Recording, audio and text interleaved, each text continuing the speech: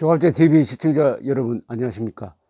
9월 8일 저녁 10시입니다. 최근 국방부 장관을 지내신 분 중에서 존경을 받는 분이 김관진 전 장관이죠.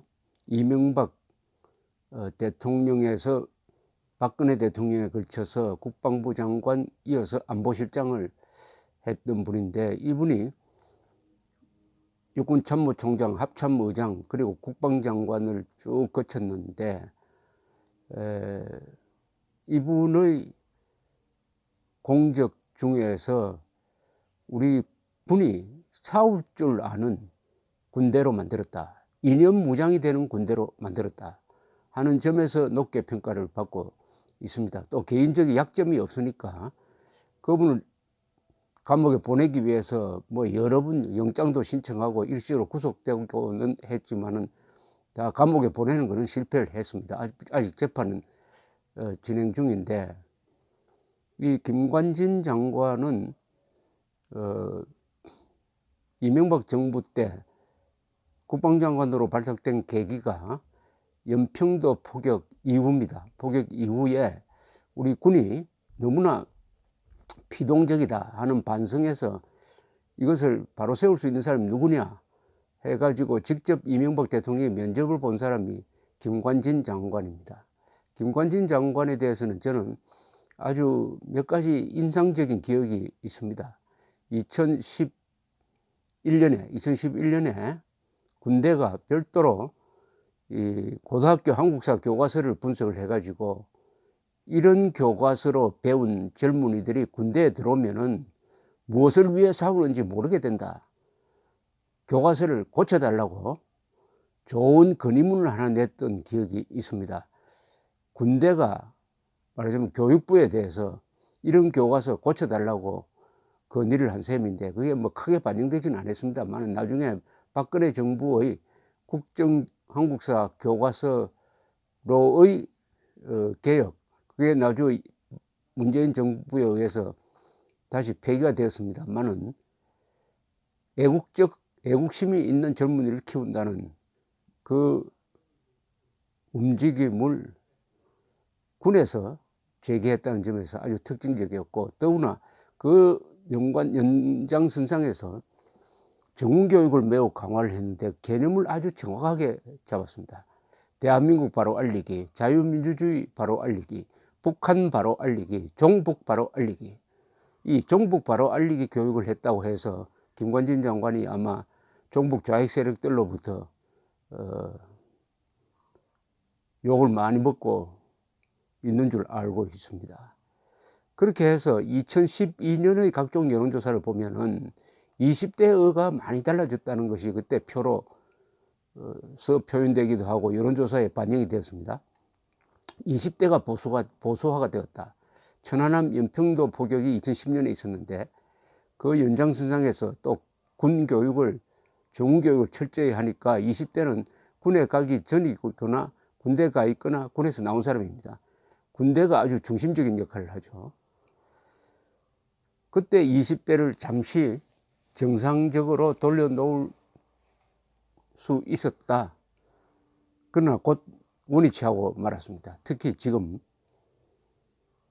이 김관진 장관 시절에는 이 애국적 인사들이 군대에 가서 강연하는 기회가 많았습니다. 저도 몇 번 있었습니다. 그런데 최근 군에서의 주문이, 강연 오는 사람에 대한 주문이 북한에 대해서 이야기 안 해줬으면 좋겠다, 북핵에 대해서도 이야기 안 해주면 좋겠다는 주문이 온다는 이야기가 이 지금 조갑제닷컴에 실려 있는 군사전문가 김진무 박사의 증언입니다. 조갑제닷컴 비디오로 동영상으로 실려 있으니까 참고를 해 주시기 바랍니다. 그분이 아주 북한 군 그리고 북한 핵 전력 연구에 한국에서 권위자인데 통탄을 하고 있었습니다. 군대가 북한과 북한 핵에 대해서 장병들에게 그럼 가르치지 않는 거냐 이거. 이게 송영무 국방장관이 주적으로, 북한을 주적으로 표기하지 말자, 적으로 표기하지 말자 하는 방향을 정한 것하고도 관계가 있다고 봅니다. 적개심이 없는 군대는 노무자에 불과합니다. 적개심이 없는 군대는 누굴 위하여 싸워야 하는지, 내가 든 총을 가지고 어느 쪽으로 쏴야 하는지를 모르는 것과 마찬가지 아닙니까? 더구나 상대가 지금 핵무장을 완성해 가지고 원자폭탄을 60개 이상 갖고 있고 약 20만 명의 특수부대를 가지고 있고 대한민국을 교란시키기 위한 사이버 전력을 갖추고 있고 남한의 협조적인 종북 좌익 세력을 거느리고 있는 이런 적을 향해서 적이라고 생각하지 말자고 하는 세력이 있다면은 대한민국을 북한에 갖다 바치려는 생각이 아니냐. 대한민국을 북한에 종속시키려는 움직임이 군 안에서 지금 이루어지고 있는 것이 아니냐 하는 끔찍한 악몽을 생각하게 합니다. 군 중에서 가장 타락한 군대는 배부르고 관료화된 군대입니다. 배부른 군대는 괜찮아요. 그러나 배부른 군대가 관료화가 돼가지고 군인이 아니라 셀러리맨 같은 생각을 갖게 되면은 굶주린 그러나 야윈 늑대 같은 투쟁 의지가 강한 군대 앞에 굴복하고 맙니다. 북한 노동당 정권 그리고 북한군은 배고픈 군대입니다. 20% 정도가 영양실조라고 합니다. 그러나 투지는 잃지 않고 있는 군대입니다. 이게 중요합니다. 우리가 갖지 못한 핵무기를 가지고 있습니다. 우리가 갖지 못한 핵무기와 우리가 갖지 못한 사이버 교란 능력과 우리가 갖지 못한 막강한 특수 전력을 합쳐가지고 후방을 쳐가지고 전방 정면 돌파는 안 되니까 후방을 때려가지고 간접적인 방향으로 대한민국을 무너뜨릴 수 있다. 이런 것이 북한의 전략인데 우리 군은 과거처럼 아직도 북한이 기갑 부대를 동원한 정면 돌파에 의한 전격전, 속도전을 예상하고 대비하고 있습니다. 그런 군대가 아닌데 북한군은 완전히 전략 개념이 바뀌었는데 우리는 옛날에 수십 년 전의 북한군을 상정해 가지고 전방에서 막겠다고 하면서 정신전력으로서는 북한을 적으로 보지 말자 해가지고 무너지게 만들고 있습니다. 배부른 군대가 배고픈 군대한테 먹히는 과거 여러 사례를 그냥 그대로 쫓아가고 있는 것이 대한민국 국군입니다. 이런 국군을 믿고 우리가 단잠을 잔다는 게 참 어리석은 것 같지만은 그래도 그럴 수 있는 것은 한미동맹 덕분이죠. 한미동맹.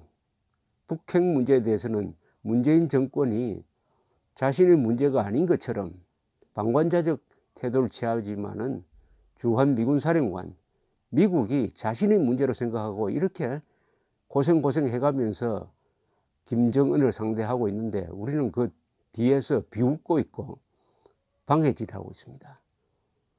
그러나 국가 안보 외교에는 공짜가 없습니다. 지금 문재인 정권이 하고 있는 이 행동, 우리 국군이 하고 있는 행동, 우리 일부 국민들이 하고 있는 행동은 그게 다 미래의 업보가 되어 가지고 반드시 돌아옵니다. 돌아올 때 그 나쁜 실수 또는 착오를 한 사람만 뒤집어 쓰는 게 아니라 그런 사람들을 방치한 다른 사람들도 같이 당하게 될 것입니다. 오늘 우리가 하고 있는 것은 미래의 어떤 날을 준비하고 있는 겁니다. 미래는 오늘과 과거의 연장선상입니다. 그런 점에서 세계 역사를 되돌아보면은 배부른 군대가 배고픈 군대한테 먹힌 사례는 수도 없이 많은데 이게 이상하게도 북쪽에 있는 군대가 배고픈 군대고 남쪽에 있는 군대는 날씨도 좋고 농사도 잘 되고 하니까 배부른 군대가 돼 가지고 주로 남북 대결에서 북쪽이 이기는 이런 결론을 만들어내고 있습니다. 예를 한번 보겠습니다. 미국에서 남북전쟁이 있었는데 1960년대에 북군이 이겼습니다. 월남에서도 남북 대결이 있었는데 17도선 북쪽에 있던 월명이 결국 공산화 통일을 하고 말았습니다. 예멘에서도 북예멘과 남예멘이 일단 합쳐졌다가 내란이 일어나 가지고 북예멘이 남예멘을 흡수 통일했습니다. 북쪽이 이겼어요. 중국 역사에서도 거의 대부분이 북방에서 일어나거나 북방에서 밀고 내려온 세력이 남방 세력을 제압하고 왕조를 세웠습니다. 이 배고픈 몽골 요 나라 금나라의 군대가 배부른 남송을 차례로 이긴 게 좋은 예죠.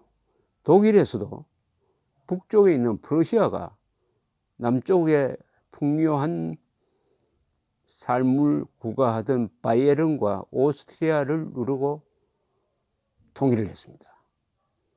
프랑스에서도 북쪽에 있는 파리 중심 세력이 남방의 부르고뉴 공국을 흡수해 가지고 통일했습니다. 스페인에서도 북방의 기독교 세력이 남방의 이슬람 세력을 몰아내고 통일하고 마드리드 중심에 있던 카스틸이 남쪽의 바르셀로나 근방의 이 아라곤 등을 흡수해 가지고 통일했습니다. 북쪽 우위입니다. 이탈리아도 19세기에 북방에 있던 지금 토리노 근방에 있던 사르디니아 왕국이 남쪽의 나폴리 왕국을 흡수 통일했습니다. 북쪽 주도입니다.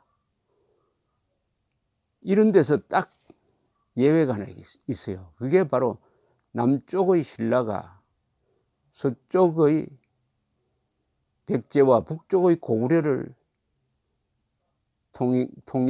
통합한 일입니다. 이게 예외입니다. 이때도 신라가 배고픈 군대였고 백제는 배부른 군대였습니다. 그리고 고구려는 분열된 군대였어요.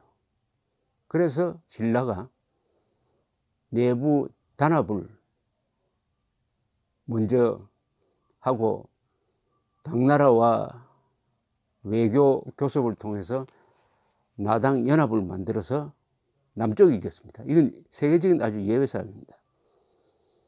남북 대결에서 북군이 이기는 공통된 이유가 있습니다. 북쪽은 춥고 남쪽은 따뜻하니까 북쪽은 상공업이 발달하고 사람들이 아주 건실하고 투쟁력이 있습니다. 체력도 좋고 남쪽은 농업이 발전하고 또 예술적입니다. 북쪽에서는 또 돈벌이를 하여 먹고 사는 사람들이 많아집니다. 남쪽에서는 농사를 지어 가지고 사니까 좀 유순한 편이죠.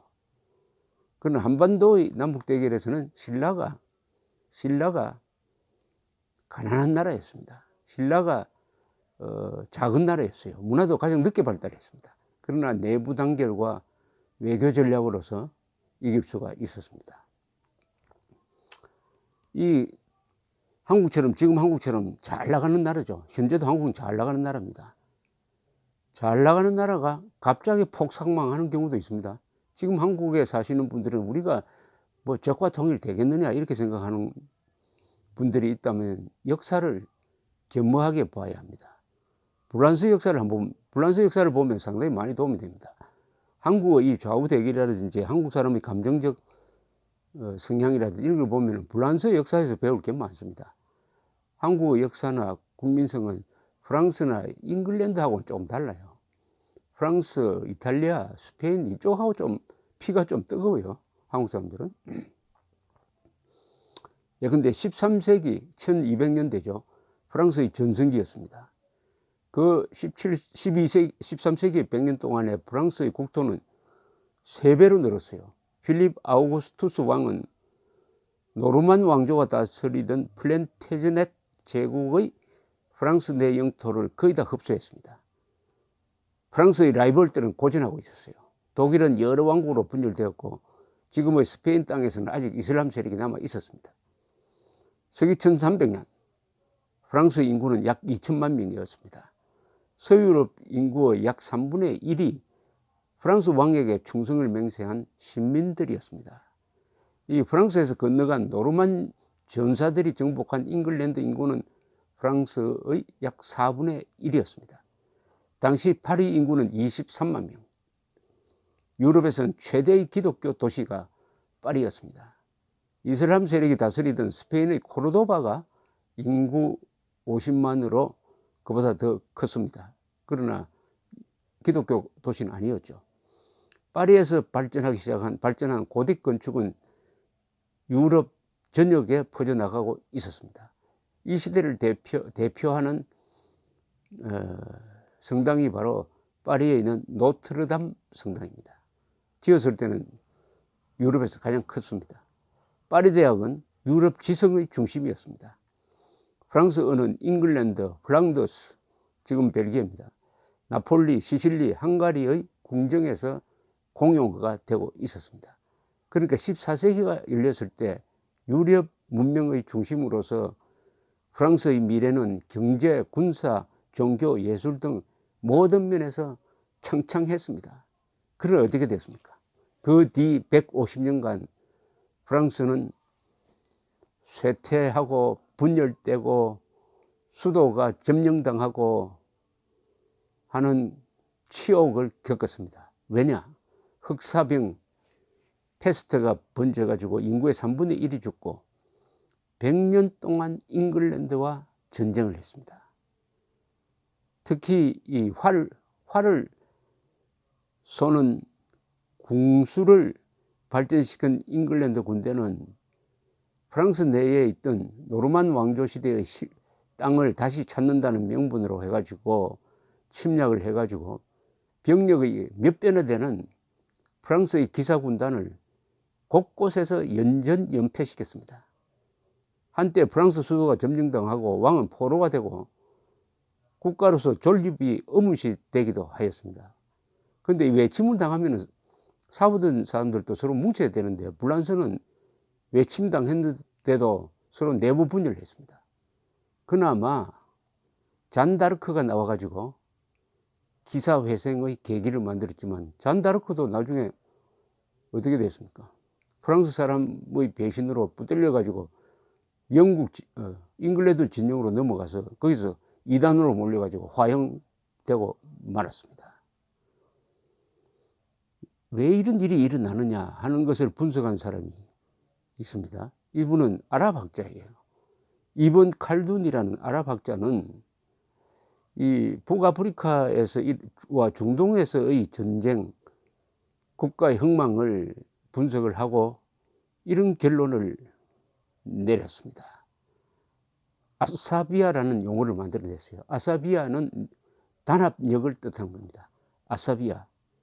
이 아사비아가 강한 쪽이 이긴다. 그러면 아사비아라는 것은 어떻게 작동하느냐? 이 가난하면서도 투지가 있는 쪽하고 부자이면서도 단결력이 부족한 세력이 국경을 이루고 붙어 있으면은 자연스럽게 가난하면서도 잘 싸우는 쪽이 부자면서도 단결력이 부족한 세력을 치게 되어 있습니다. 북한이 대한민국을 지금 위협하고 있는 것도 이게 자연스러운 현상이다 이거죠. 그런데 인구는 적지만은 군사적 동원력이 강한 가난한 배고픈 군대가 이기는 경우가 더 많다는 겁니다. 세계사를 보면은 아까 제가 쭉 설명한 그런 경우입니다. 근데 북아프리카의 베르베르족, 중동의 아랍족, 동아시아의 흉노, 돌골, 몽골, 유럽의 게르만과 바이킹, 이 사람들이 배고픈 군대였습니다. 배부른 군대는 누구냐? 그리스, 로마, 중국의 한족 국가 등일 겁니다. 한국도 여기에 들어갈 겁니다. 이렇게 부딪히면은 거의 대부분이 배고픈 군대가 이겼다 이거죠. 배고픈 군대가. 그런데 일단 문명 세계를 정복한 이 배고픈 군대도 풍요를 알게 되면은 또 나태해지고 비겁해지고 단결력이 약해집니다. 왜 그렇게 되느냐 하면은 원리가 있다는 겁니다. 그 원리는 뭐냐? 이 이번 칼둔이라는 사람이 만들어낸 원리입니다. 첫째, 평화는 풍요를 만든다. 풍요는 자존심을 키운다. 자존심은 분쟁을 부른다. 분쟁은 전쟁을 부른다. 전쟁은 약탈을 부른다. 약탈은 가난을, 가난은 참을성을, 참을성은 다시 평화를 부른다. 그리하여 평화는 전쟁을, 전쟁은 평화를 부른다. 이렇게 순환 논리입니다. 한국처럼 이렇게 부유하게 살면서도 불평불만을 만들어내고 양극화 선동하고 이런 나라를 헬조선이라고 저주하는 이런 분위기가 오래 가면은 자주국방 의지가 무너지고 해서 접경한 사나운 배고픈 군대의 침략을 불러들인다는 거죠. 그래서 망해버리면은 다시 가난해진다. 가난해지면은 그때 또 정신을 차린다는 겁니다. 가난해지면은. 그래서 평화가 온다는 거예요. 근데 평화가 또 오래 계속되면 또 불만이 생긴다. 또 전쟁을 부른다. 이런 식으로 평화전쟁, 평화전쟁이 계속된다. 오늘날 한국 위기는 가난에서 나온 것이 아닙니다. 풍요에서 나온 겁니다. 풍요가 사람을 분열시키고 이기심을 증폭시키고 정오심을 만들어내고 정치꾼들이 양극화 선동하고 헬조선 선동하고 하면은 잘 먹고 잘 살면서도 정신적으로는 가난해져 가지고 자주국방 의지, 법치의식, 책임의식, 자립의식 잊어버리고 이 국가가 다 알아서 해주겠지. 국가 의존형 인간이 되고 또 정권은 그런 식으로 국민 세금을 막 뿌려가지고 국가에 의존하는 인간들을 많이 만들어내면은 선거 때마다 그 사람들이 우리의 지지 기반이 된다라고 생각해가지고 더욱더 국민들을 타락시키는 쪽으로 공권력을 이용하고 세금을 써가지고 자립심과 자조정신이 없는 의탁형, 의존형, 노예적 인간을 만들어낸다. 그러면 그 결과는 어떠냐? 전쟁을 부르게 된다. 전쟁 부르면은 그런 타락이 또 정리가 된다. 그래서 전쟁을 하면 대충 북쪽의 강건하고 배고픈 군대가 남쪽의 부유하고 타락하고 비겁한 군대를 이긴다. 이게 역사의 하나의 법칙이다. 이 법칙이 지금 한반도에서 그대로 지금 적용되고 있는 듯 보입니다. 우리 보수 세력이 잘못한 게 세 가지죠. 첫째는 공산주의는 절대 악이라고 가르치지 않았고 자주국방을 가르치지 않았고 한자를 제대로 가르치지 않아 가지고 분별력이 모자라는 어휘력이 부족한 특히나 분별력 중에서 제일 중요한 누가 우리 편이고 누가 적이냐를 피와 구분을 못하게 하고 군대까지 나와서 드디어 피와